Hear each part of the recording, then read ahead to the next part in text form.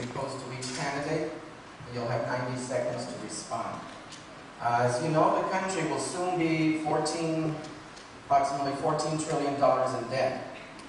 Where do you believe the capital and investment should come from that would most effectively bring recovery and restoration to the economy? Well, capital is defined as wealth and can be in money or property. And obviously, when you stimulate jobs, you leave it up to the private sector to invest that wealth. But when the private sector fails, as it has this last year, then you have to call upon the government to help to stop the downward spiral. And that's what we did. I think in order to work yourself out of the debt, you have to have a plan. We had that plan in Congress under President Clinton. The plan passed with only Democratic votes. That plan put into place a payoff of the debt by taking people over $250,000 and having them pay higher taxes. Right now, a person with $250,000 pays the same tax rate as a person with $10 million of income. Those laws put us into a tough vote, put us into the black. We had a surplus. The next administration repealed the taxes, went to war without paying for it, went to Medicare Part B without paying for it, went to pay for Katrina without raising any money, left us with the biggest debt in history. The way we pay down that debt is to have a plan. And we have a plan to do that, and we can be out of that debt in about 8 years. Thank you, Congressman. Same question, Ms. Larkin? Well, I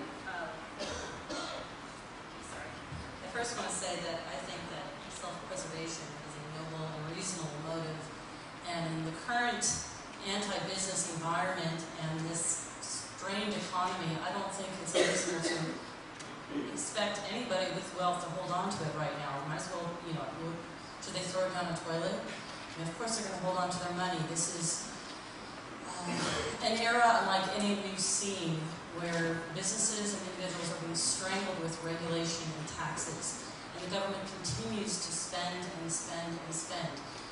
Nobody gets themselves out of debt by spending and spending and spending.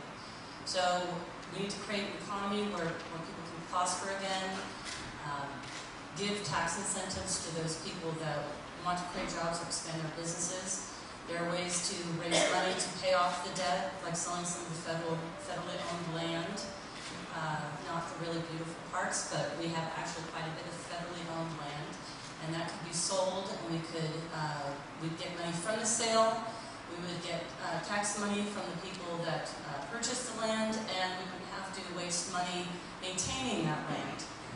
And they own a lot of it, so that's one way to make money. You don't have to raise taxes. If you create prosperity and you lower taxes, it's been proven that it actually increases tax revenue. So, and stop spending. There's lots of options. Thank you, Ms. Larkin. Same question, Mr. Taylor? Yes, we are nearing 14 trillion, but we're at 13.5 trillion. And I'd like to make a correction. At the end of the Bush administration, I think we're somewhere at $8 trillion. So in the last 2 years, we've gone from 8 trillion to 14 or 13.5. So we've gone up 5.5 trillion in 2 years, which is fairly significant. Where's the capital going to come from? I believe it comes from within. Yes, capital is financial wealth, but financial wealth is created from hard work and endurance of the human spirit. America has become as great as it is, not because we sat back and we've taken money from those that were very prosperous and worked really, really hard and gave it to others that didn't really want to work that hard.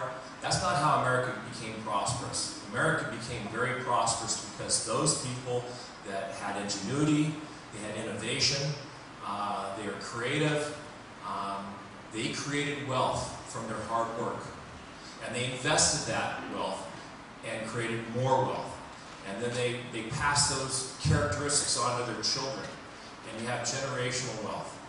I believe in a limited government, and the protection of people's personal property rights, and that people ought to be able to nurture and create their wealth with their hard work. Thank you, Mr. Taylor. Mr. Kabat, the same question. Thank you. I believe that the debt will be paid down as jobs are created in our country. But I don't believe, being in tax for the last 35 years, that jobs are created by the government. Jobs can be maintained by the government, but the money that's needed to continue those jobs, be they firemen or police, have to come from taxes. And the only way you're going to get that revenue is to be able to have the private sector create those jobs with the assistance of the government. In the 35 years that I've done tax, it's the assistance of the government that has helped.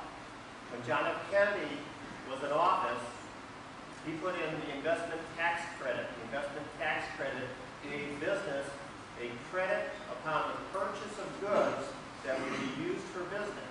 It would basically give them a good subsidy up front to buy the capital that they needed to be able to create and maintain the jobs. Once the jobs are created, the revenue is created. When the revenue is created, the revenue then gets taxed. When the revenue gets taxed, the money goes to Washington and then gets distributed. And Washington distributes the money to the jobs that are simply maintained by taxes, not created by taxes. It's the private sector that creates the wealth. We need some tax adjustments. We need them soon. We need some assistance from the government. I hope to be able to help the government to put out that plan. Thank you. Thank you, Mr. Kabat. Mr. Petersen, same question. We intend to get the economy rolling again and through the Green New Deal. The Green New Deal starts by cutting military spending substantially. At this point, the United States spends more than the next 10 nations combined. The United States does not need 50,000 troops in Germany, protecting Germany from the communist threat in 2010. What we'll do is take that money and first we'll create millions of green union jobs with massive investments in public renewable energy, mass transit, conservation, and infrastructure. We'll use science-based greenhouse gas emission reduction targets. We will set goals and meet them.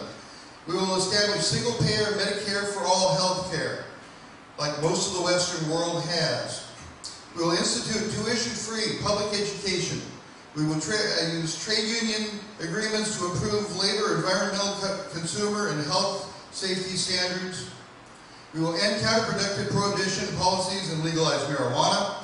We will enact tough limits on credit card interest and lending rates. A big problem with the recession was why it was started. We had companies out of control like AIG. AIG and companies like that will be regulated. We will amend the Constitution to abolish corporate personhood, and we will pass electoral reforms to get the money out of politics and get proportional voting in. Thank you, Mr. Petersen.